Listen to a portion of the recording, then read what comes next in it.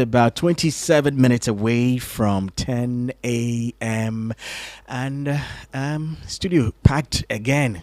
Antwi Hamilton is here with us. First time we played this song, she shared a very heartwarming message, with all of us. Jenny, that time, where was she? No, UK. I think so. Dan, were you in the UK when I reached out and said we had had a higher and we loved it? I think she must have been in the UK. I think I was in the UK. Yeah. Yeah. I'm sure she was. Yeah. I wasn't in Ghana for sure. Yeah. But Dinah, before we get into anything, this song, how did it happen? Bringing El Damreku, bringing in Tokozo. I mean, how did you pull this off? I know. How did I pull this off? It took a while though. It took a while for it to happen. But when the time is right, the time is right. I got the song. Well, I've been in this season of seeking the face of God, that presence, that connection. And so I've been playing with that word higher, the presence. I'll be singing, this Tasha Cobbs song. And I'm not in a good place vocally today, so pardon me. So I can support you. And I'll be seated at your feet, surrounded by your feet. I'll be right here at your feet forever. And I'll be seated at your feet. So that song's just been there with me for some time. And I remember going to Atlanta one time and I was ministering that song, and that statement, higher, in other words, I knew that at the feet of Jesus was a good place. So that came and I threw it somewhere. Then I was still in that season, and one night in my time of prayer, the whole "it's a me and you" time just came, and I sang it all night. I didn't link the higher and that together. But the next morning, I was going to visit Elder Mriku. He had lost his dad. And on my way, I sang that song the whole journey. And all I knew is I would sit at the front and put my legs on the dashboard.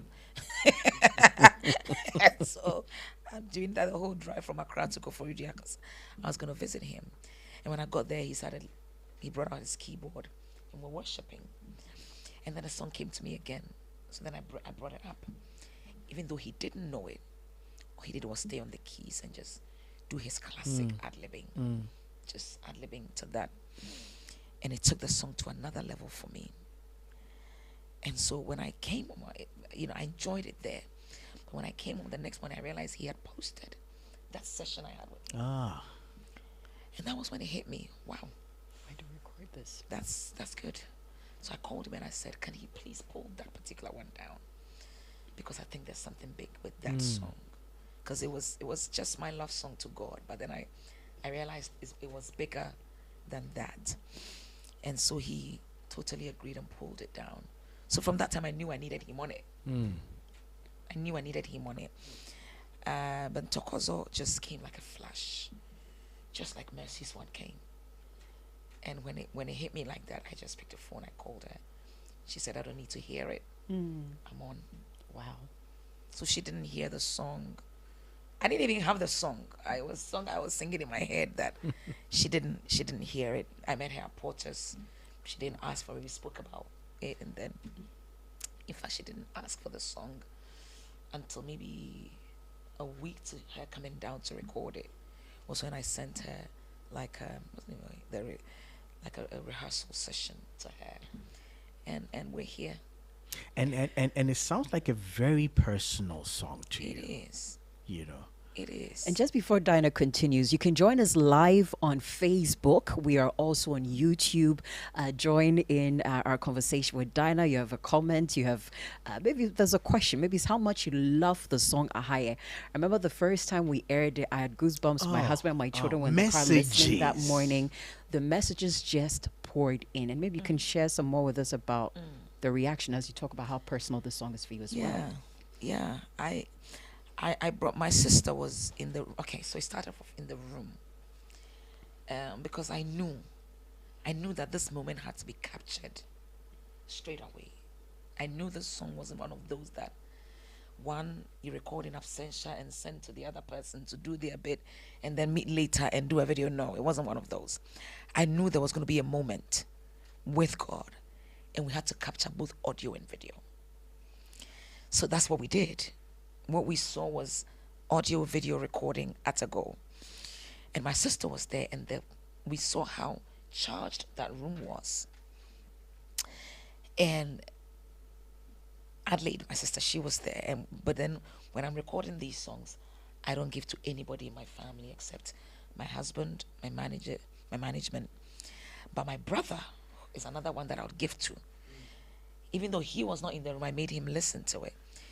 And he said to me, Auntie, this is the best song from you. And he's a very serious guy. He just doesn't dash and dish such compliments if he doesn't feel it.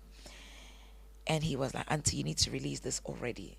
And did we release it already? No, it took us a long time to release. And he was always on my case. And, he was telling my family, this song is just... And Adelaide, who was in that room, was like, why can I not listen? I said, no, the fact that you are an audience there doesn't mean you listen to my song. You will listen like everyone else does. But it was how my brother would just say, this song is doing something to me. That was before it was released. I knew that the world was ready for it. And when the song came out, I didn't even call Jenny. Jenny called me. Yeah. And that is a sign of somebody being blessed by the song. Yeah. And no, she doesn't always call. Let me just lay that is not like whenever I release a song, you're right. Jenny calls. So if Jenny calls, it means there's something right with this. And the messages that came that same day, maybe an hour or two into the song release, and I had a message on Instagram, I think I put it out, about this lady who says she's in corporate America and she's been battling with... And listen, this song, when I was telling you, it was like my moment with God. When I say ahaye, my ahaye was like in a place of intimacy with God is a good place. For me, that was what ahaye was. But listen to what God did with other people. This person in corporate America said she went to bed the night before with suicidal thoughts. And she's been battling depression. And because of that, every suicidal thought left her. That day I knew God had done something good with the song. And we're here. To hear this testimony, and for me, shows how important it is to be listening to the voice of God. Yes, Jenny. I mean, who to even put on our song and when to release it and all. We have Juliet listening. Dinah, I was emceeing a birthday party. Was at airport where you came to surprise the lady Juliet. Juliet. Yeah, she says always refreshing here in Auntie Dinah. She's a blessing and a gem. Will always remember my encounter with her at my birthday. Tell her again I said thank you. Ahaya is another deep one. Oh yeah. I just love it. Auntie She has to be at Experience this year.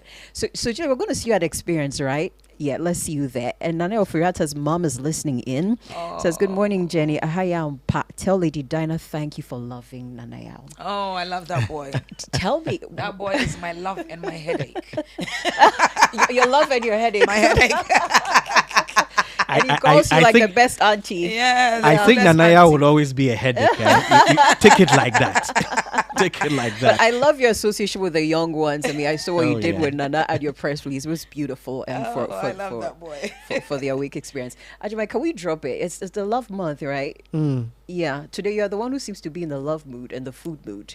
So take this one. Yeah. Which one? Oh, the one with the love message. That one. So Dinah, we just wanted to know if you can briefly. Are you going to take it? No, take it. You take it. You take it. I'm cooking something here. Take it. You are. Dinah, we wanted to shortly know. I mean, it's the love month here at Sunny. We talk about love for family, love for ourselves, our work and all. We want to know, how did you meet hubby? What your short summary be? That short summary. That man, yeah. That man that stole my I heart love that and man. has kept it. Because then you look like somebody who would. Let's just say it took him 2 years. You see, Jenny, this is not 2 years. Yeah. You were praying about it? I was praying about it, but I knew how to hold him until I was sure. How did you do it? Show our young ladies a few tricks this morning. That's what they don't Please come know. and join us. That's what they don't know, these young ladies. How But did you do it? how did I meet him? I met him at a Pensa conference. We're all Pentecost kids. So we had a Pensa conference, and I was into health. I'm still into health. And so I was a nursing student. He was a medical student. And we at this conference, the health students would man the health desk. And so, because I was always singing, I never went to the health desk. But this particular day, after I finished singing, I was like, Diana, be serious for once and go to the health desk. That's your table. So I went there. And when I went there, I saw there was a chair. The lady, one of my colleagues, she's actually my manager's wife now. She was my mate in nursing school. And she was sat there. And there was an empty chair next to her, so I sat on it. Few minutes into sitting down on that chair, then medical student Joseph Hamilton walks in and goes, "Excuse me, you're sitting on my chair." Okay. Who starts a relationship? The attitude. Very rocky start. Yeah, it was a very rocky start. The attitude. So I lifted my head, I looked at him, Yeah. and I said, "Okay, you can have it." I was joking. I said, "No, you were not joking. Ah. You're not being a gentleman. You can take the chair." "Oh, I was joking. You were not joking. I was joking."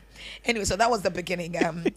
Yeah, he got on my nerves then. But after that, we found ourselves in the same cell group at Confanoche, because he then came to Confanoche, and I was also training at Confanoche.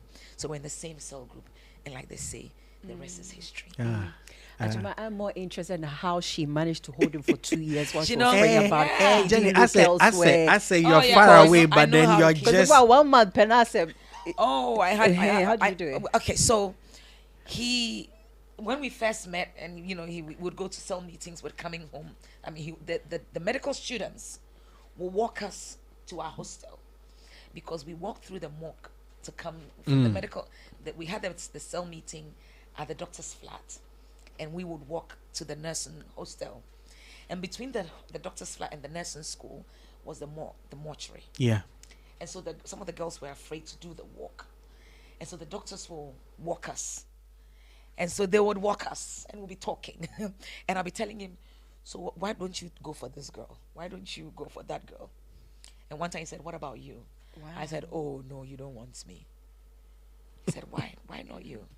But from that day, I was like, "Are you serious?" "No, I'm not ready. I'm looking for a sign." And I was looking for a sign. And because I had told myself that the first person I'll say yes to will be my husband. Okay. That was my thing. That the first person I'll say yes to will be my husband. So when I said I'm praying about it, he would call. Whenever he called, I picked. I checked on how he was doing. When he said, "Let's go have lunch," I'll go have lunch. We'll have good conversation. I filled him in on how my day went. He knew there were other guys talking to me, because I was talking to him too. I said, "I'm not ready. I haven't said yes," but I was a very good friend. And I kept the conversation going. I checked on him. I called him. I picked his call. We went to events together. We were friends. And so he'd call, and every time he'd call, he'd go, I said, "I'm a catcher." I'm like, "We're serious. Me goes me bumpire. I mean, but I was his friend. And I think that was the reason why he couldn't go. He just didn't leave. But I love this, and I think one of these days when there's a relation conference, we should invite Auntie Dana, because Amanphobia after 1 month, cast a prayer about it, how to hold, to hold, no. Oh, But I it kept takes that 2 years. Enti ubenya wo ansa na beba na chese ono kra so njina ho. Ono so koda da we tutu so da. And no idea, but Well, yeah, I would say I knew how to hold him, but he also was a good friend. And I think he was waiting for me to say no. I didn't say no, but I didn't say yes. And if he was going to, and I kept telling him, "I'm looking for my sign, and until I get it, well, if you're tired, you can go, but until then, you can move." You can wait. Jenny, this year I'm seeing the awake experience is going to be different. Very much. It feels like that, Dinah. I know you guys, your team personally, for yourself. I know you put a whole lot of prayer into every event, but this year, it's more personal. This year, I mean, every person out of the thousands coming, I feel this is going to be your personal time, not like how you've gone to an awake, experience. I don't know how personally you feel about this. When there's a song, there's a line in a higher that says, "Away from the noise, alone with your voice." This song is a love affair with God. One of those things that in a room of 1,000, you can spot where your lover is. And in that noise, your gaze is on your lover. And it's like that. In the midst of that noise, everyone is going to have their moment and their time with their God. That's what we're praying for. And so don't come in with the posture ready to fix your gaze on your lover, your friend, your father. Yeah. Jenny, amongst all the numerous, sort of targets and repositioning for this year, I heard one pastor say, more or less, mend your relationship with God. Yes, time of mending. Spend more time with God this year. Money is good, all the things, open doors, they will come, but then lock your ears away from the noise and focus on God. This year you're touring 2 regions, right? Yes. Give us a lowdown on this year. So far, we're doing Accra this Sunday, 15th of February at 5 p.m. at ICC Christ Temple East. And the following, that ticket to you, and we give you a seat at the front. The first 3 rows, you're guaranteed a seat at the first 3 rows. And then also, when we're done with the event, we get to have a meet and greet with the premium ticket holders. And then at the venue, you get your own parking designated for premium ticket holders. So we encourage people who are interested in that ticket to dial 054 690 7473. 054 690 7473. That ticket is not advertised. You only get it even when you go on the short code, you will not have that ticket. You only have to dial 054 690 7473. However, if you want the standard ticket, the double ticket, the VIP ticket, or the family of 5, you can dial *725 *8080 hash. We have just about 8 minutes to go. We're going to run through your message shortly, and we want to get to know Dinah a little bit better than we do. So hold on for us. We're going to take a video of that and we'll share it on social media. And Nanaba says, video. Nanaba says, I'm looking good. Oh, Nanaba Medasawai. Thank you. Vera Via Soa says, God bless you so much, Minister Dinah. Dinah hopes and Auntie Dinah is also listening in. Bless says, you, Auntie. Tell her that her namesake is listening in. Hi, Auntie. And I have a VIP ticket. I will be at the experience. God bless you, Auntie. Yes. Jenny, can I read a message from Mami? Oh, yes, let's go. So, Diana, Mami is a Nigerian listening to us this morning. Says, God bless you for all you're doing. Your songs have been a blessing to me.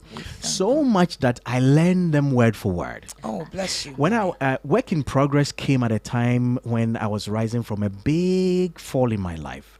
And the reminder that God was at work in me was timely.